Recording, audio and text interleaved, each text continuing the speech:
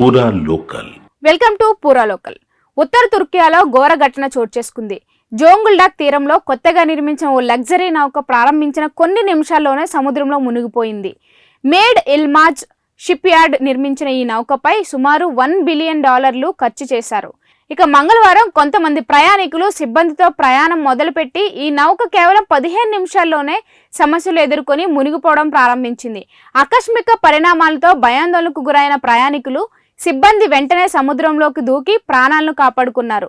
అదృష్టవశాత్తు అందరూ సురక్షితంగా ఒడ్డుకు చేరుకున్నారు.